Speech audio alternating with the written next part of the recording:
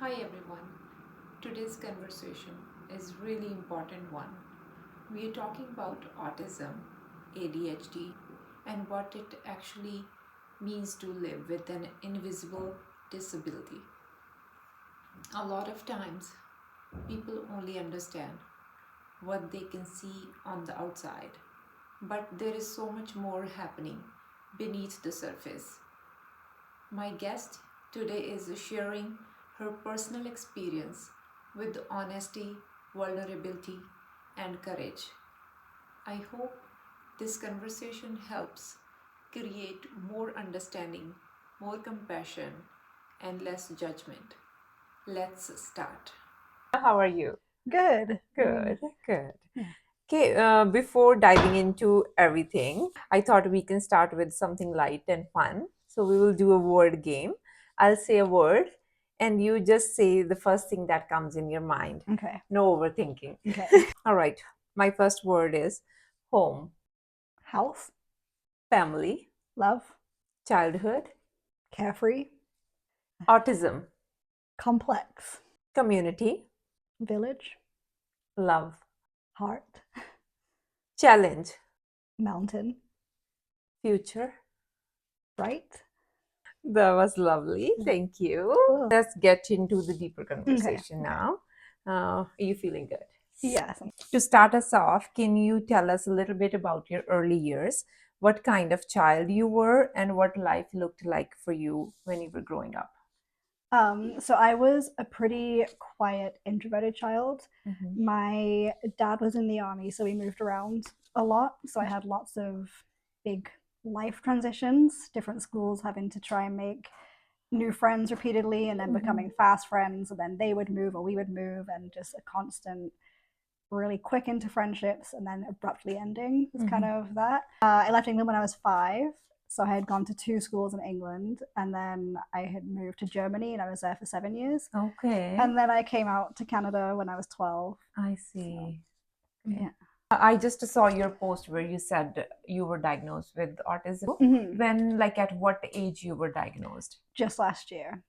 Oh, And recent. Yes, I'm late diagnosed. oh wow. Yeah. I didn't know that. I thought maybe like early adulthood or something. Yeah, just Oh, last year. I had queries about ADHD. When I was postpartum, I noticed that my I kind of just survived as mm-hmm. far as life skills go. So, for example, if I didn't have it in me to cook or do something, I would just eat handfuls of popcorn randomly throughout the day. Like I would kind of just get by doing the best I could. And then Mm-hmm. once I had a baby, I realized you can't just raise a kid on Mm-hmm. handfuls of popcorn, right? Right, And right. so my postpartum counselor had queried ADHD because she was just like, your all of my coping skills or management skills were no longer valid because now I'm in charge of looking after a little human. And Mm-hmm. so I had queried the ADHD for a few years, and then I just started looking into autism and the overlap there. Mm-hmm. And so, yeah, I had the official assessment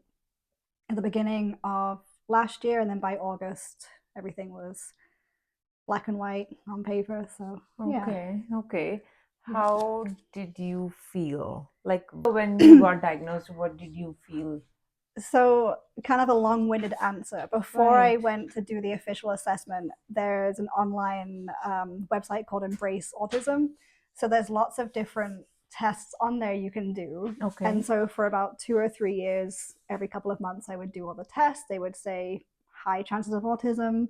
And then I would talk myself out of it. And then I would do it again, talk myself out of it. So, there was a lot of like, this fits, but then being like, no, I'm just making it up. It's not real. And so then as I went through the diagnostic process, there were 3 different in person things I had to do and lots of forms. And going through the process, I remember coming home one night and I was talking to my husband and I was like, oh my God, I'm autistic. Like, just filling out the test. And I looked up the answer keys online afterwards and rated myself on everything, which is also probably a very autistic thing to do. Okay. And so that I could do the ledger myself and see the results before handing them in.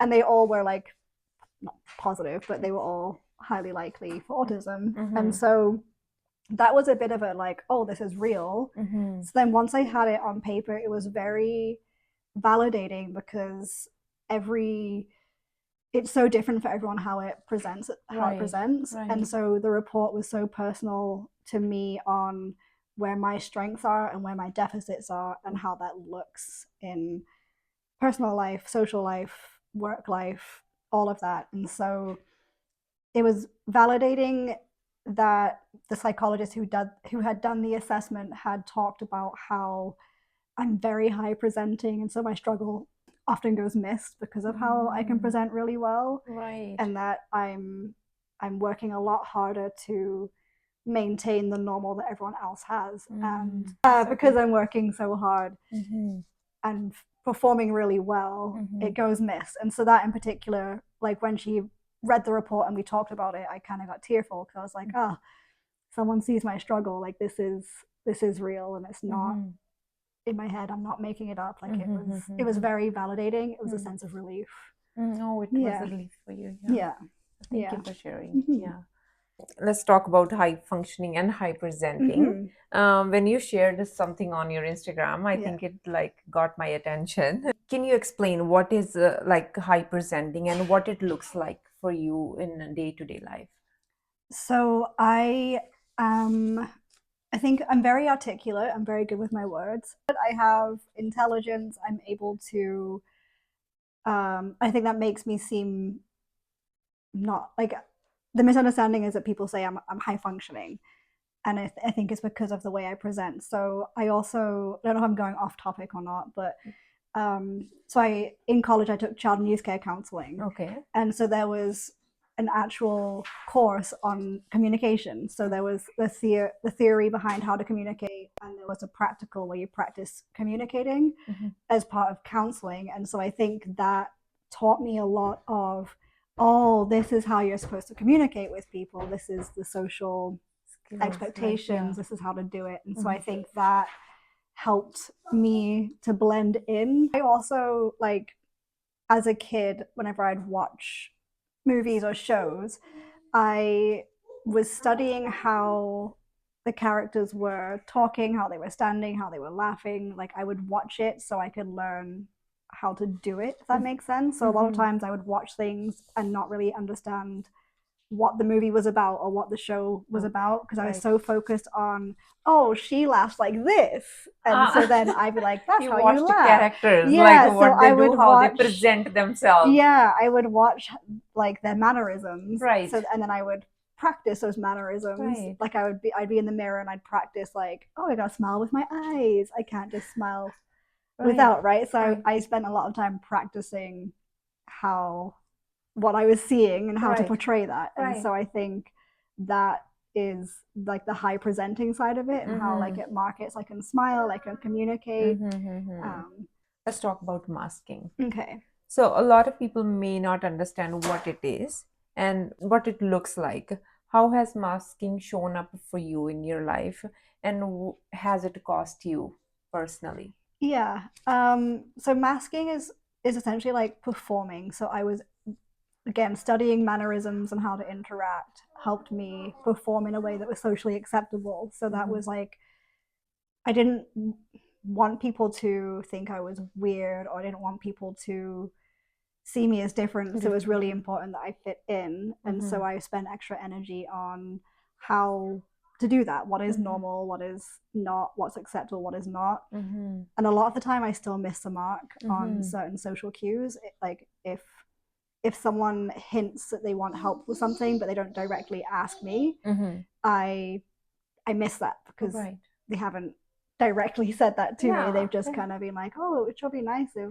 I could have like, oh, you know, that's kind of, so I still miss the mark sometimes. And so with masking, it's mostly social masking. So social and work, which kind of ties in together, is you have to be a certain way. Right.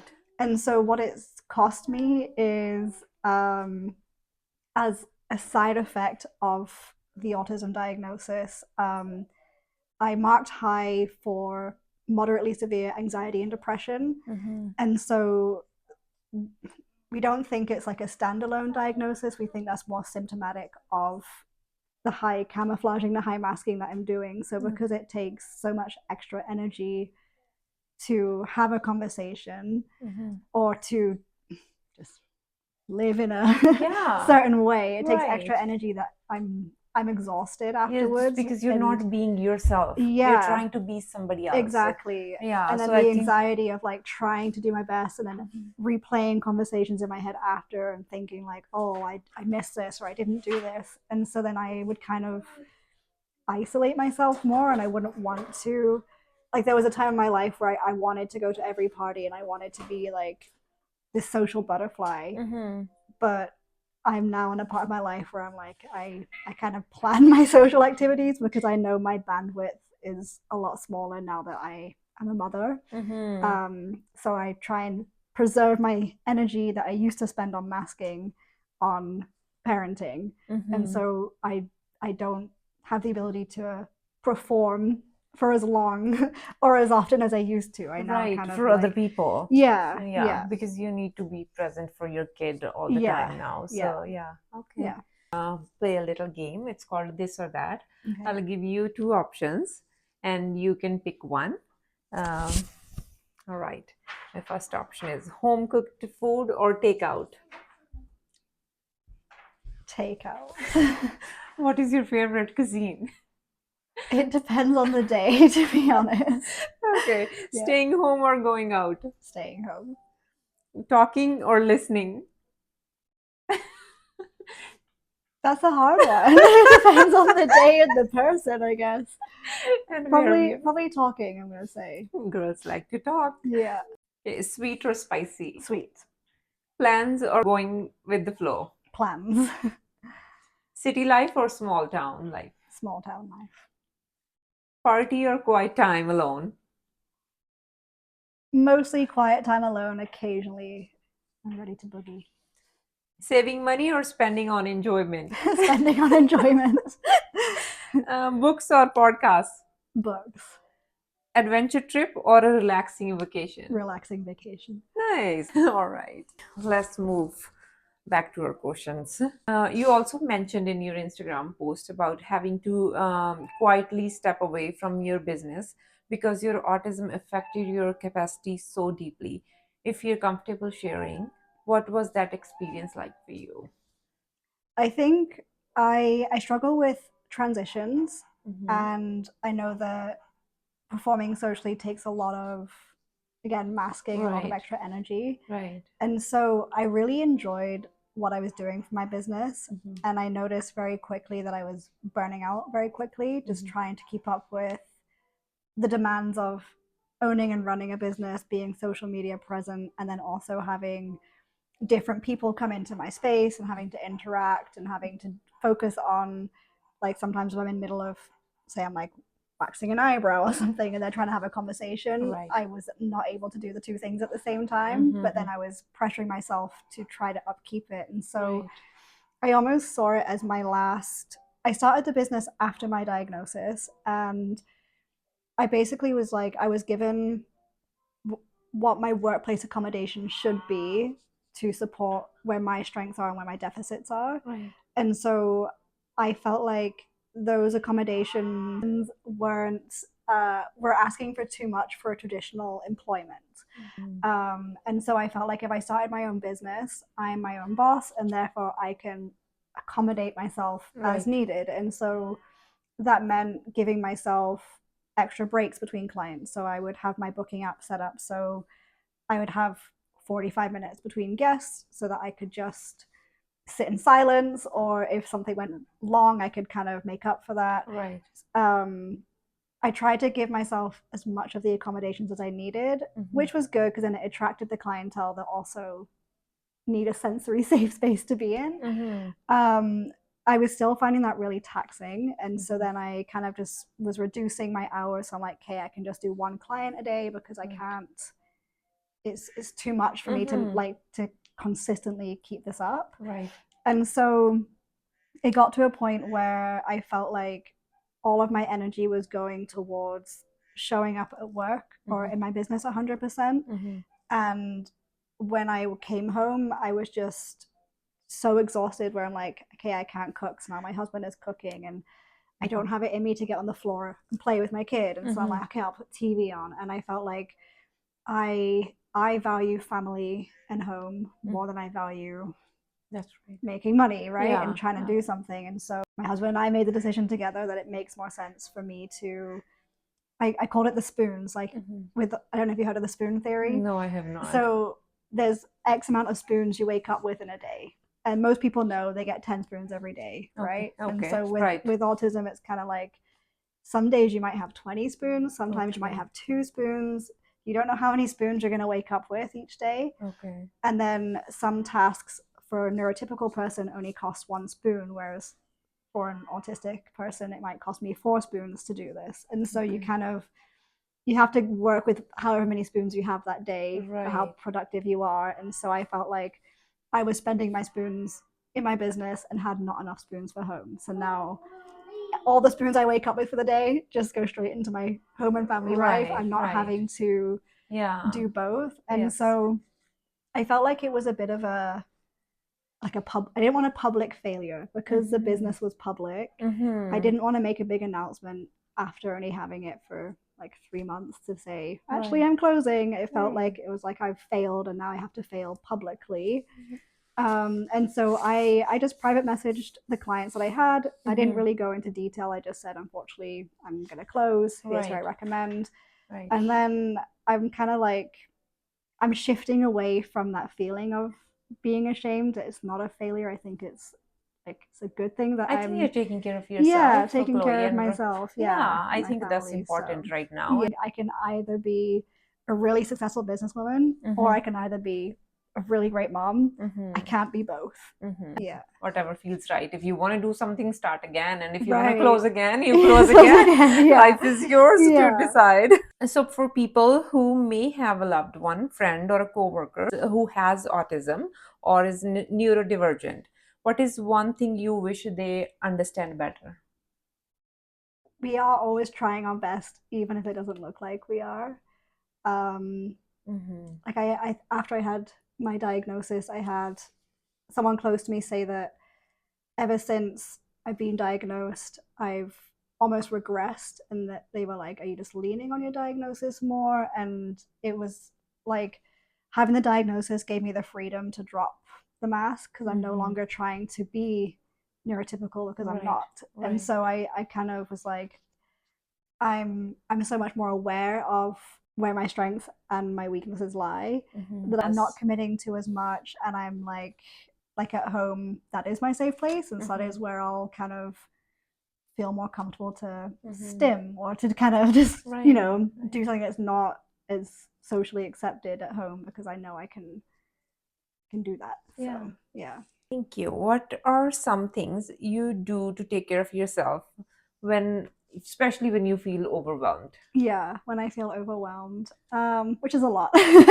I've learned the whole like name it to tame it thing. So when you speak what you're struggling with, it settles the part of your brain that panics. Right. So when I'm feeling overwhelmed, instead of trying to like smush it and hide it, I name it and I'll say, like, whether it's to my husband or to a friend, like I'm feeling this, and I don't need a fix, but I just need to say it out loud so someone hear it.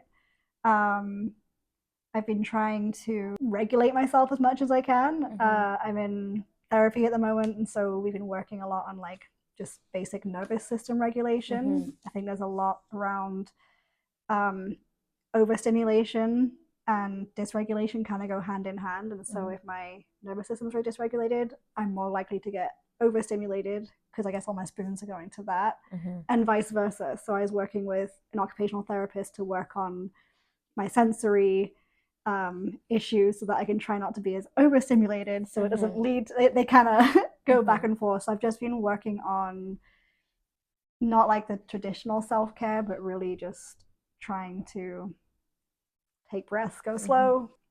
Nice. Before we do our last couple questions, maybe we'll play another small game. Yeah. If that's okay. Okay, this is called Never Have I Ever. If you have, you can say I have and share a story if you want. Otherwise, you don't have to. Never have I ever said I'm fine while clearly not fine. Oh, yeah. I think all of us do that, I think right? everyone Every does. day. Yeah, every day. Yeah, Never have I ever forgotten something important at the last minute. all the time. Never have I ever made a huge plan and completely ignored it or canceled it. Frequently. Never have I ever spent hours on one tiny task. Frequently. Never have I ever pretended to understand someone when I actually didn't. Often. Oh, you have. Yeah. Never have I ever hidden snacks or treats from others. Yep. Okay, from your kiddo or from your husband? Both. Both. Okay. Never have I ever lost track of time completely while high focusing. Often. Never have I ever overcomplicated something simple. Often. Last couple questions. If you could leave listeners with one message, especially for the people with invisible disabilities, what would it be? Um, I think just find your people. Um, the more I was trying to mask and the more I was trying to be something I wasn't, the more I felt disappointed and the more it negatively impacted my life. And I've noticed the more that I've kind of just let myself be myself, I'm attracting people that are on the same kind of wavelength. They're very understanding and it goes both ways. And so I'm a lot more fulfilled with the friendships that I have now. So I think Nice. just find your people. Yeah. Yeah.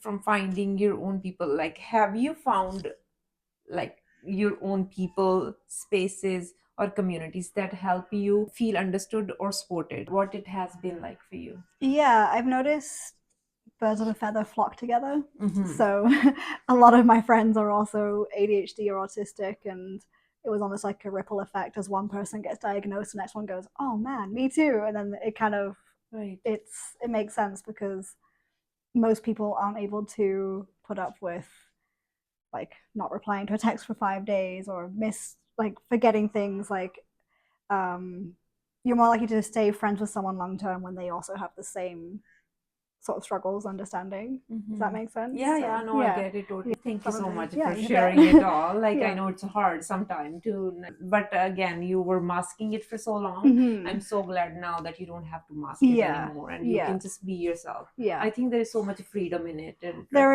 is, right? and I feel like I'm less of a disappointment because Yes. even with new friends or people who are getting to know me and they're like, "What's your number? I'll text you." I'm very upfront and be like, "Oh, just so you know, I don't do small talk. Like, I'm not going to text you every day and be like, 'Hey, how was your Right. day?' Like, I'm always going to be there for you, but I'm not Yeah. that. Like, I kind of set that not that boundary, but set that expectation from the get go. Like, this is Right. what you can expect if you're a friend of mine, kind of Yeah, thing. And right. then no one's disappointed, and it's not like I'm hurting feelings or if I kind of when I was starting my business, I made a point to say to people like, I miss social cues. If you need something from me, be direct. I will not pick up on a hint. So kind of become your own advocate and based on what you can and cannot do Right. takes less energy than trying to just again mask and perform and be up here, right? Yeah. So Oh, thank you so much yeah. for being you, and thank you so much for coming here. I hope people learn Yeah. something today, and Yeah. be a little bit more aware and mindful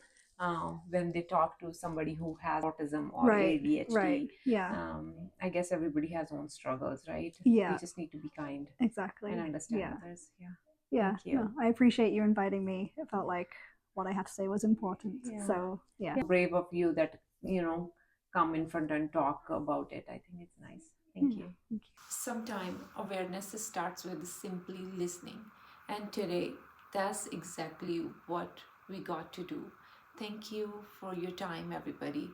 Please don't forget to like, share, and subscribe. See you in the next episode. Sometime